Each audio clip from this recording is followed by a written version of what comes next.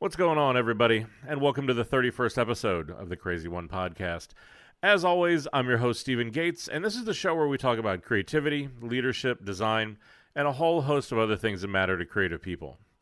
Now, at the end of every show, if you actually listen that far, I ask you to go over to the Facebook page because I'm trying to build a community around this show. So I ask you to go over there, search for the CRZY podcast, and give that page a like. I'm not just doing that for marketing. I'm not just doing it to kind of feed my ego. I do it because I really want to engage with the people that listen to this show. I want to make this a living thing. I want to be able to share more, to answer more questions, to be able to give you the opportunity. So if there's something you want to hear more about, if there's something that you feel like I didn't quite explain, you can go through and you can ask me those questions. And in most cases, I'll do my best to get back to you and answer it right there. Well, in this week's show, I actually want to take on two questions that came in from listeners that I think need a little bit more attention than just a quick response on Facebook. But this is also an invitation. If there's something that you want to ask, if there's something you want to find out more about, go to the Facebook page and ask me, because I really like doing these question shows. I like engaging with people that are out there because the entire reason why I'm doing this is to try to help people, to try to share what I've learned, to try to make things maybe a little bit better, a little bit easier for you. But that only happens if we have that conversation. So, two questions. Let's jump into the first one. So the first question comes from Jacqueline Barnes. And Jacqueline writes, "Hello. I really enjoy this podcast. I have a question that I'd love to hear you address in more depth. Back in your episode about interviews, you mentioned the importance of negotiating and understanding the business side of things. How would you suggest one go about discovering his or her value to a prospective employer and figuring out how much money they should ask for? As a current student, I hope to walk into the job market with a solid understanding of this. I am entering a relatively small market in Spokane, Washington, and from what I can tell, the salaries vary quite a bit from agency to agency, making it even harder for me to consider what a fair salary should be." So, Jacqueline, this is a great question.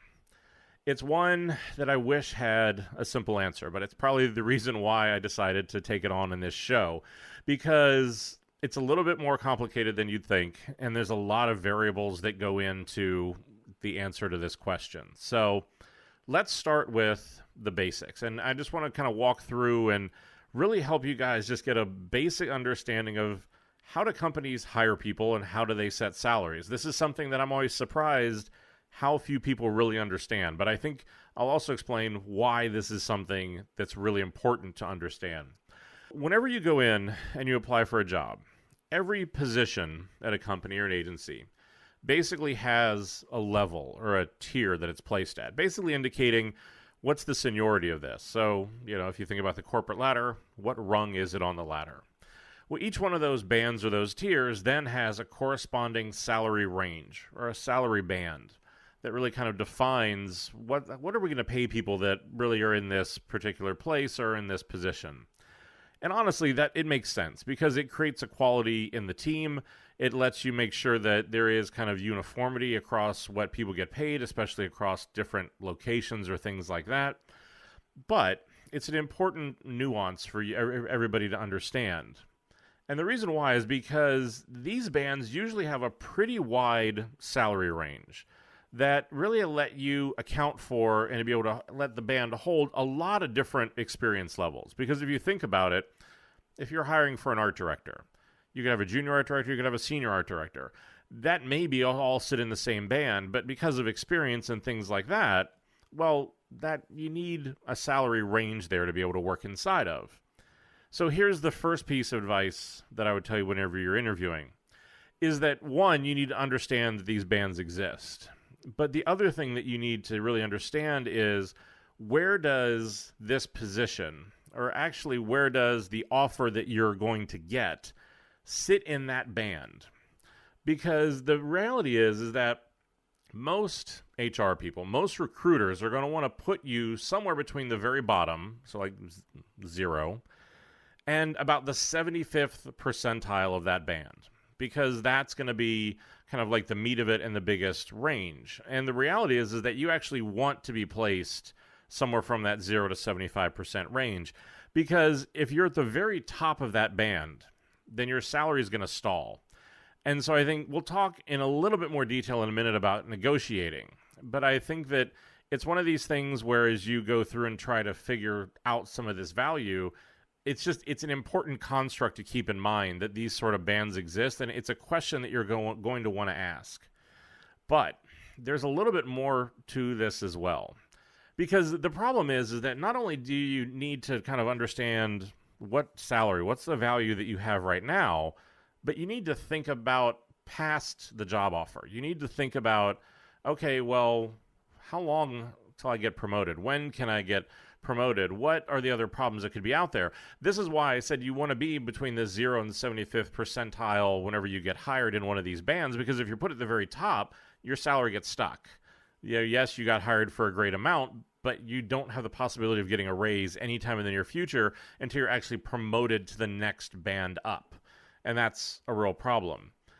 But you also need to understand how many bands are there, because this is an organizational problem that could also help really kind of just be a blocker or a problem in the way of you getting promoted.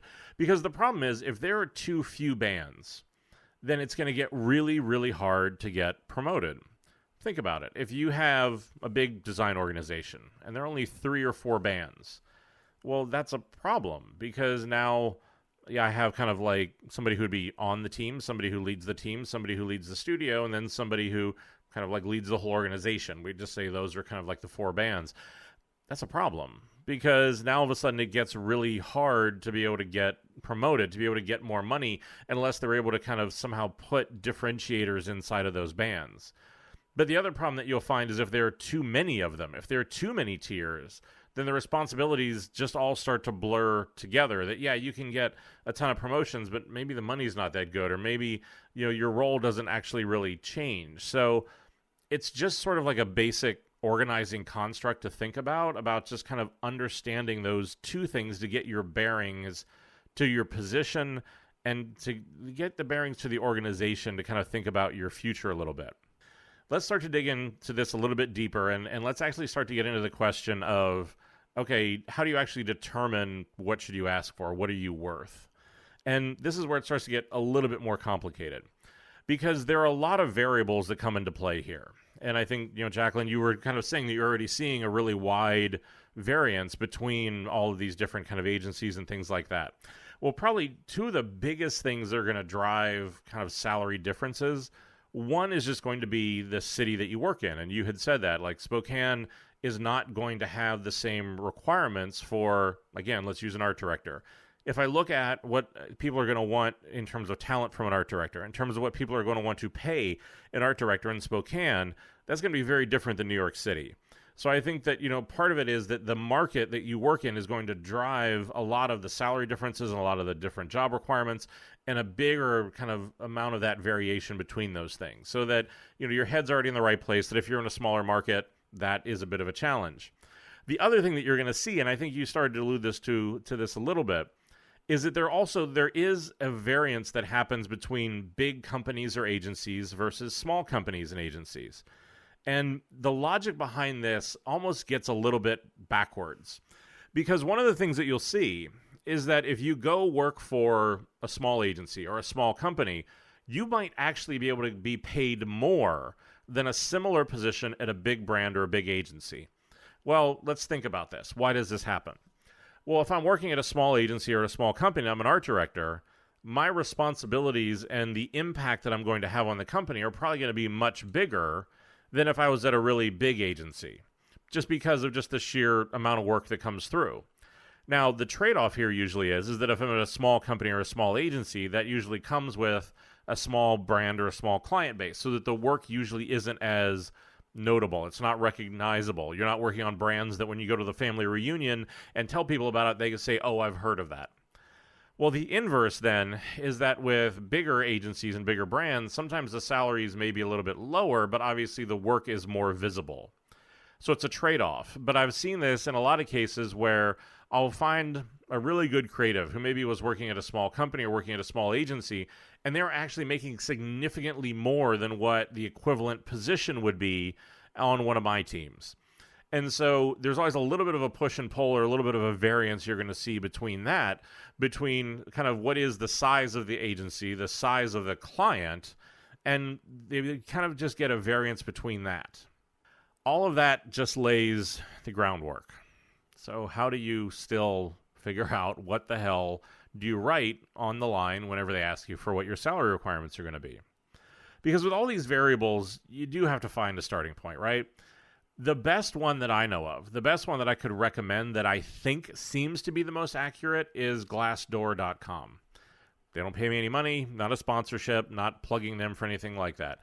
It's just I've gone through and I've looked at a lot of different places. AIGA used to do a survey for designers. I think they stopped in 2014. Not entirely sure why. I know that some of the headhunter places like Aquin and things like that do them.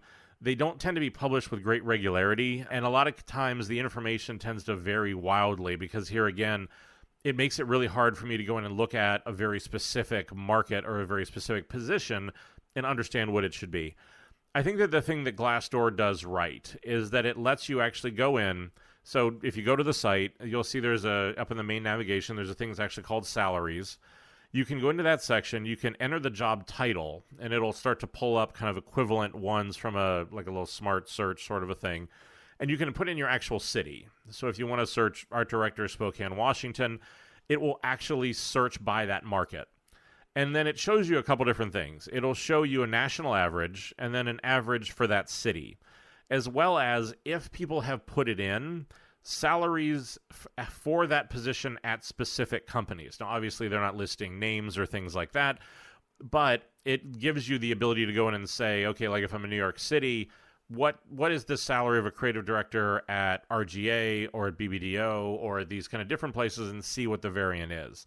Spokane, I think you're going to have to go in and look. I didn't go in and do the search for that city, I'll be honest, but I think if you go in and take a look at that, it'll at least give you a good starting point to be able to kind of look at that and say, okay, what's the ballpark? What's the average that I should start to do?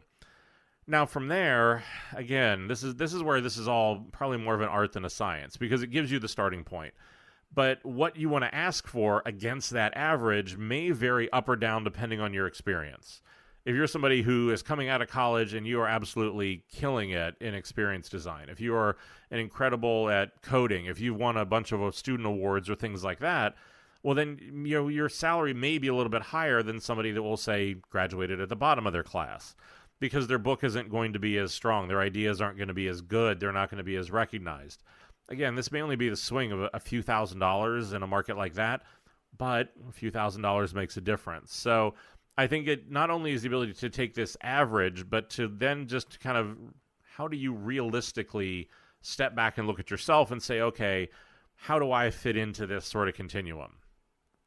Now, the other thing that I'll tell you about setting value, and that this is a mistake that I see a lot, it is a really common problem, is a lot of cases, maybe when you're in college, maybe when you get out of college, at some point you freelance. And what you see is then, great, you're going along, you're freelancing this position, you're having a really good time. They say, hey, look, we would love to make you part of this team.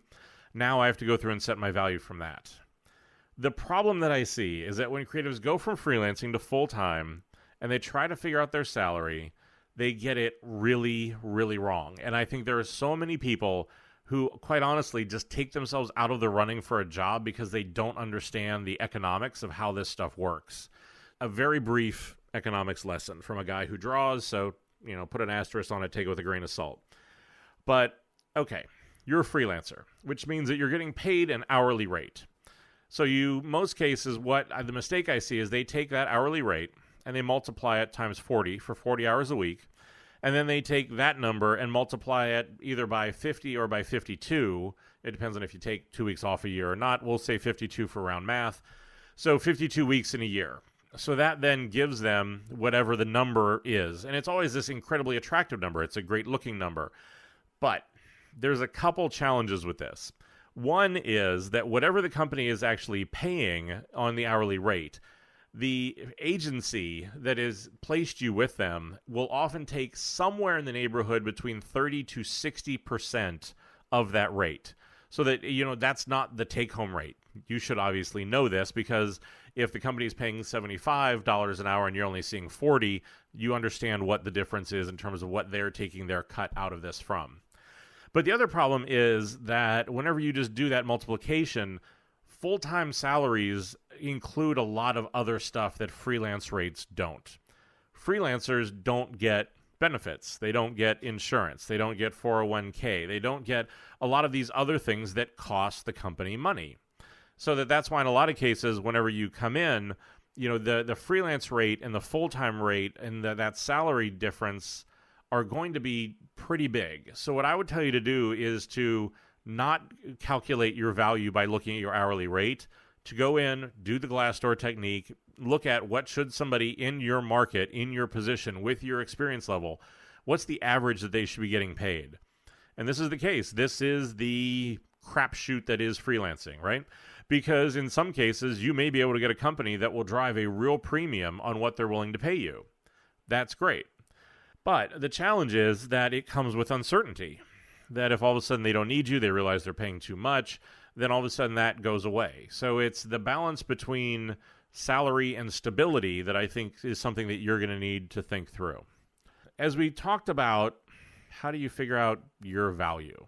You go into this job interview. You need to know, why are you special? Why are you different?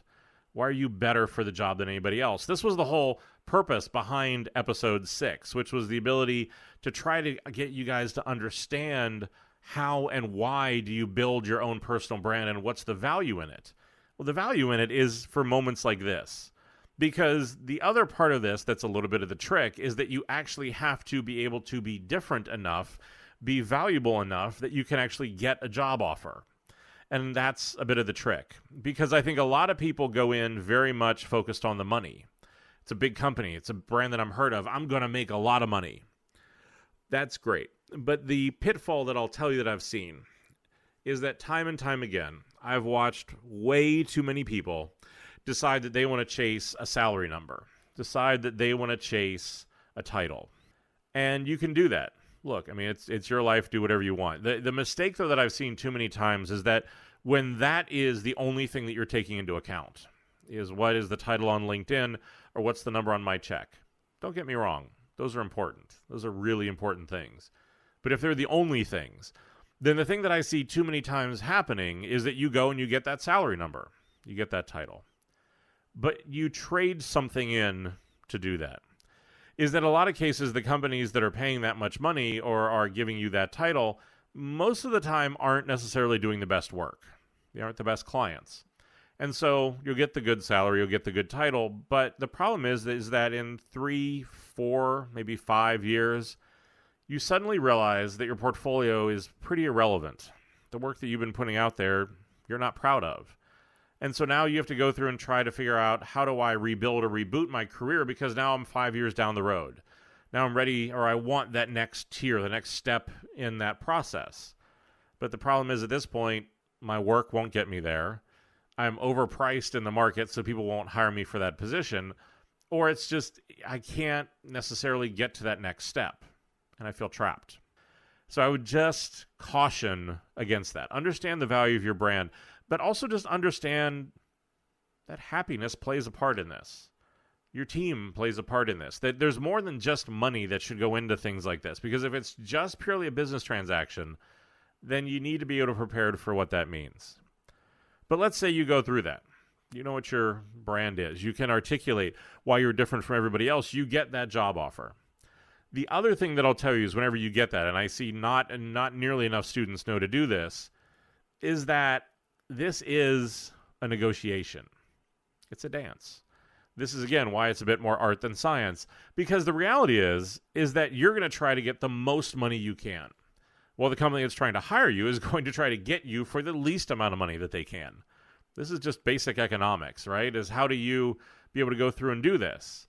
But it is a negotiation. So remember to negotiate. You can counter their offer to get more of what you want.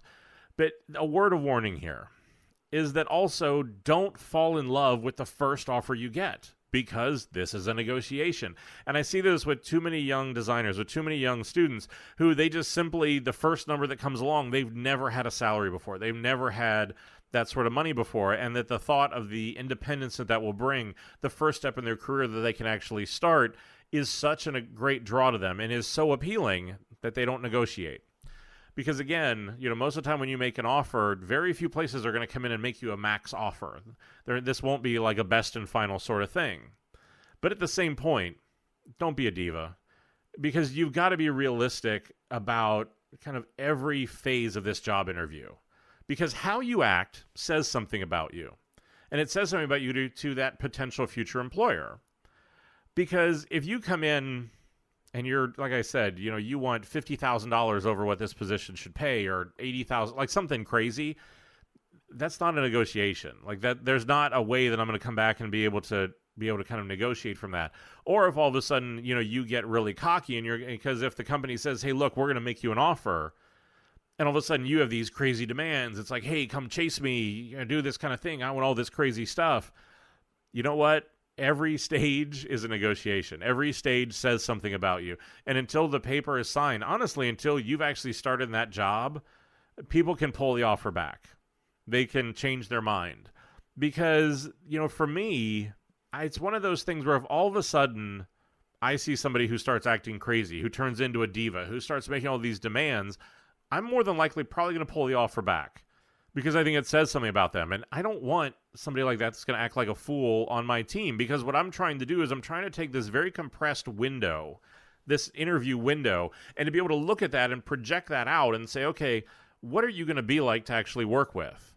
If you're reasonable, if you're willing to negotiate, if we can have a conversation, if we can work through the problem, that bodes incredibly well for what's going to happen whenever we work together.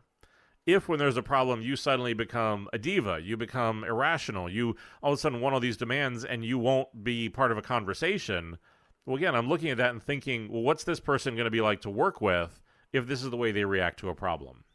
But the other thing that I'll say here is that negotiating is incredibly critical if you're going into a leadership position.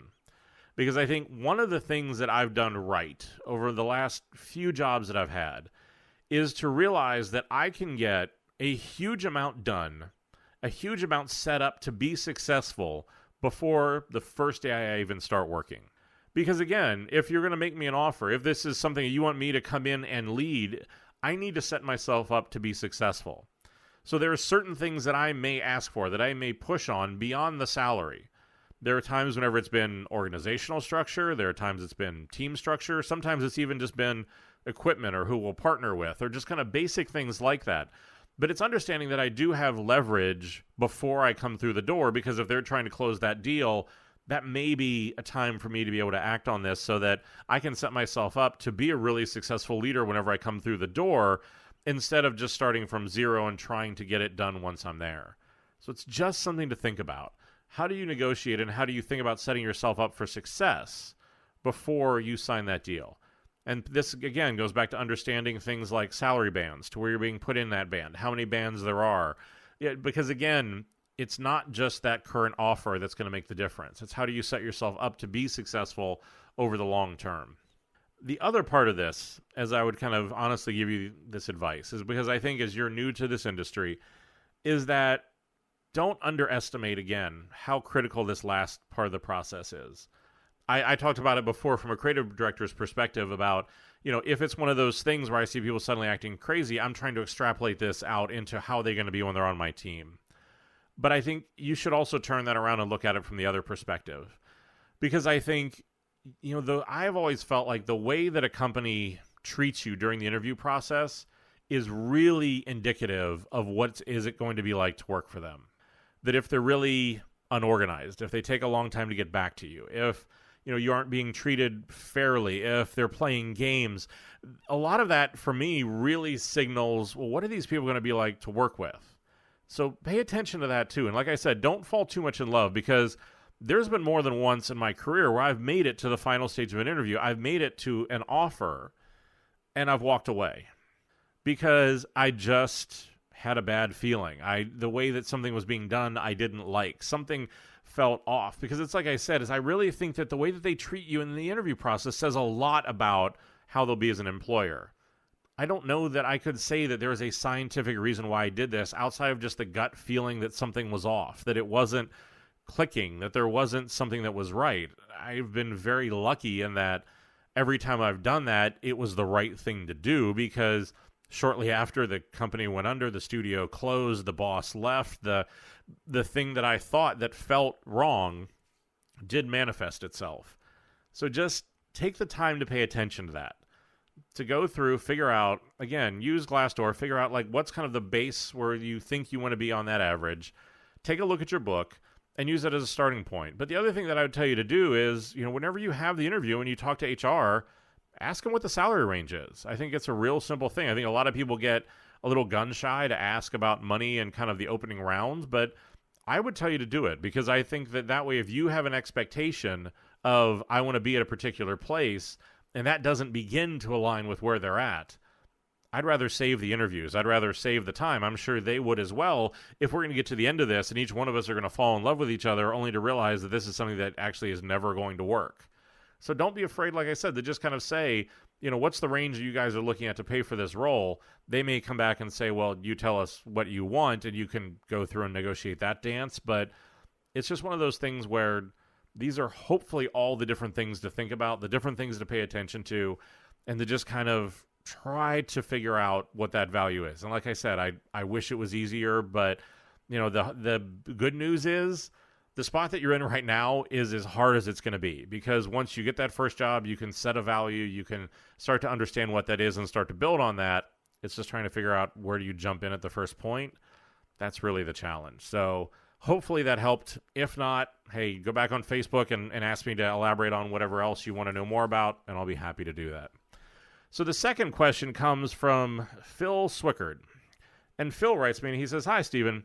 Thank you so much for sharing your experience and your knowledge. I'm a digital design/development leader in a large corporate environment, and my recent discovery of your podcast has been a spectacular find for me. Episode 30 in particular was inspiring that I actually listened to it twice. Now, in that episode, you mentioned monetizing the value of your team in tangible ways to show their value to an organization. I'm planning on comparing the cost of outsourcing creative work compared to keeping it in-house to my boss and leadership peers soon. And I was wondering if you had any advice on the best way to do that. Any guidance you have would be greatly appreciated. Thanks again." How do you show the value of your team? And so I would tell you a couple things here, Phil. I think that where you're starting is probably a pretty good place, because if you're trying to actually show the value of your team to an organization, dollars and cents speaks really loudly. And if you're going to actually start by doing the dollar and cents way of kind of looking at this, the general way that I would tell you to do it is you should be able to go through and find out what is the general blended rate that your team has. If you don't know this, go talk to your finance person or something like that, but there should be an actual hourly rate that your team charges at. And you may have to extrapolate the math back based on salaries or other things, but try to get to what is that kind of general blended number. Now, it's usually much easier to find what that actual number is for an agency, because they work off of a rate card. And the comparison that I've seen on this is that in general, an agency will be about anywhere from about 40% to 250% per hour more expensive than an in-house team. So I think that one of the easy plays to do whenever you come in and you start working on an internal team is just to be able to say, okay, look, just on a year-over-year cost savings, just base operating cost, that an in-house design team will actually save us money. Because, we can cut our budget in half, or we can get twice the work or twice the people out of it just by switching to this sort of a model. That does come with a catch, though. Because, again, I think that the inverse is that, what you're going to need to sign up to do then is to produce work, is to create a model that is just as smart, just as responsive, just as hungry as what an agency would be. Because I think this is the place where I see a lot of internal agencies or internal design teams fall down, is that they've started to lose the forest for the trees. Because when you work in an agency, there's an inherent, I guess we'll call it a threat, that if you don't do good work, then you're going to get fired. Internal design teams don't have that. And so that sense of drive, that sense of how do we keep the knife sharp, a lot of cases will start to fade. But I think that it's one of those things where the other advice I would give you is start with the dollars and cents. I think it's an easy place to have a conversation. It's an easy way in. But don't end with the dollar and cents, because I think that a big part of it also then becomes about really how do you show the value of your team in other ways. Part of it is just the basic operating model. How can we provide more transparency? How can we be more reactive? How can we be more involved? How can we be more invested in the work than an agency would? And again, I think that's a pretty easy argument to be able to make, because we can say that, like, look, this is a team that is living and breathing, that is on the same payroll as the rest of the company, that doesn't have that 2 or 3 degrees of separation that an agency would. But at the same point, we're going to set this up so that we're basically going to operate like an internal agency with a client who just can't fire us. They may be able to fire us as an individual, but not as a team, because you need the mindset. You need the hunger. You need the drive so that you don't become the in-house team when that is said in a bad way. You need to be able to do it so that you're really viewed as a critical asset. Talked in a lot of these episodes about, positioning the group. Episode 30 in particular talked about positioning that group as a critical asset that really looks at ideas over deliverables. These are the other ways that you're going to have to monetize the group.